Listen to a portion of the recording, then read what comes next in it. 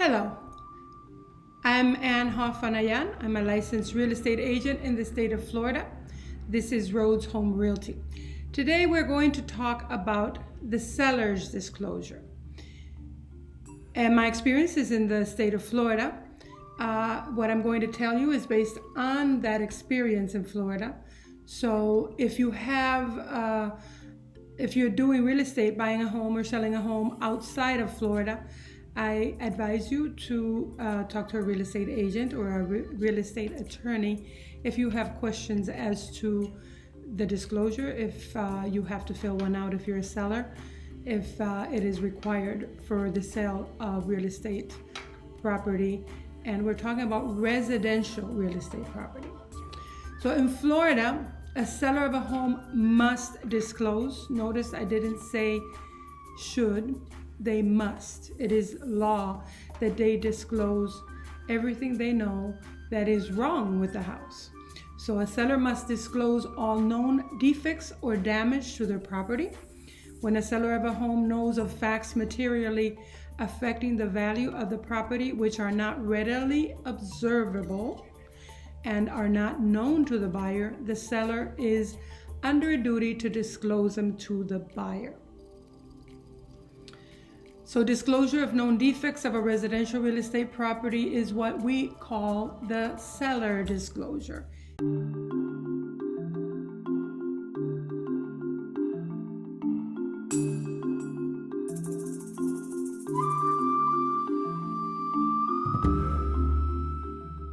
How does the seller disclose these facts?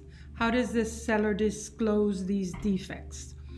The seller could fill out a form. In Florida, there is a generalized common used form, and that is available online or through your real estate agent if you have one.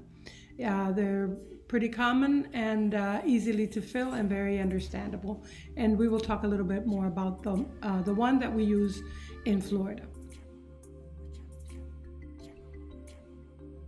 Another way to disclose defects, or if the seller has fixed the home, is providing receipts or reports concerning those repairs, if the seller did them himself, or anything that he inherited, quote unquote, from whoever sold him or her the house previously.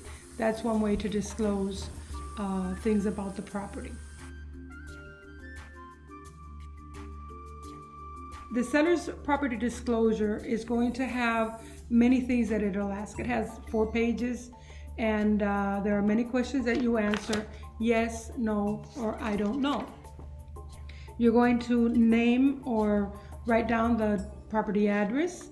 You're going to disclose if you're the seller, of course, you're the one who fills this out, if it's owner occupied or tenant occupied, or if it's vacant. Now, the seller has to fill out this form. The agent for the seller cannot fill out this form because the agent does not live in the property. Plus, the seller is the one who is going to sign it. Let's see, we have structure. If the property has any damage structurally, roof, etc., will be at a different point. You're going to disclose if the property has termites, has had termites.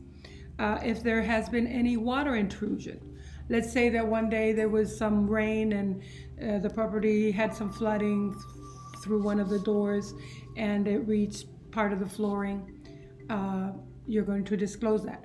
If there were some plumbing issues and there was water that flooded the kitchen or the bathroom or other areas, that has to be disclosed even if it was fixed. And the person, especially if the buyer can't see that this has happened, it has to be disclosed. Other things that are in this seller disclosure, the plumbing, what type of plumbing is in the house, if your water source is public, if it's private, if it's a well, etc. Roof items, if the property has ever had leaks, if you have knowledge of any structural problems with the roof. The age of the roof is also disclosed. Pools. If the property does not have a pool, just ignore it, but you will be required to answer about the pool. Sinkholes. This is an important point. Sinkholes may not be visible, but if the seller is aware that there is a sinkhole, they need to disclose it.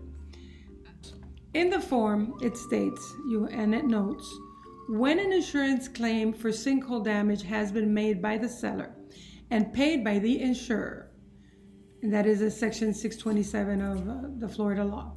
Florida statutes requires the seller to disclose to the buyer that a claim was paid and whether or not the full amount paid was used to repair the sinkhole damage.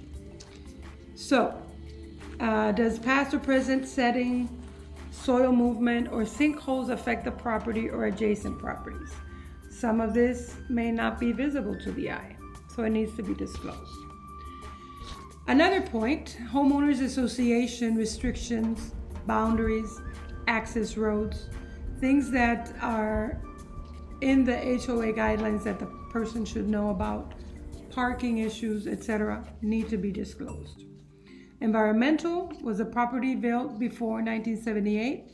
Of course, the buyer will know this because they'll know what year the property was built. But the reason for this is that before 1978, it was the paint that was used to paint homes most of the time was lead-based paint. So this is important to be disclosed.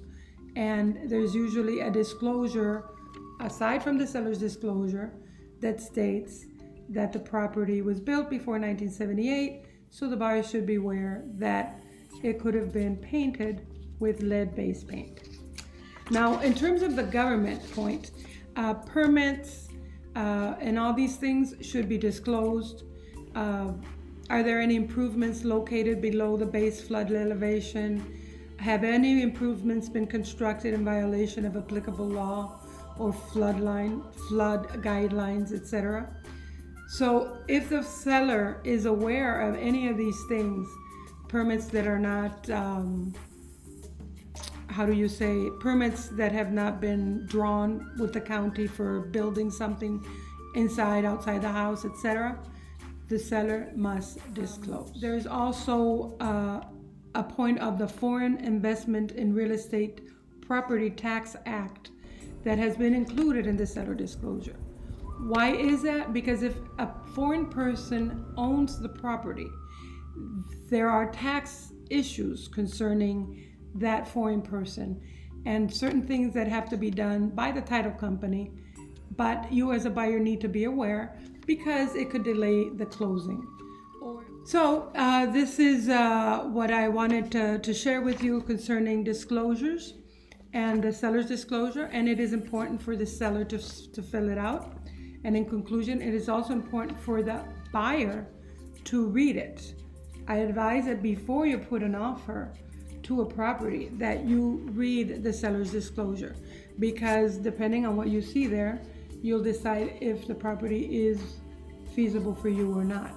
Now, once you read the seller's disclosure and you're okay with the property, I still advise you to use a licensed inspector to inspect the home, because there could be things that the seller is not aware of that are wrong with the property, some damage that has occurred and the seller just doesn't know about it. As a buyer, you want to be aware of this, and it'll clarify stuff for the seller, and perhaps the seller could fix it before you purchase the home. I hope this information has been good for you and that you find it useful for your purchase or your sale of the property. And just if you have any questions, you can reach Anhoff Fanayan or the broker Dariush Fanayan at Rhodes Home Realty. We have other broadcasts that we have placed on this page. You're also welcome to review them. Have a great day.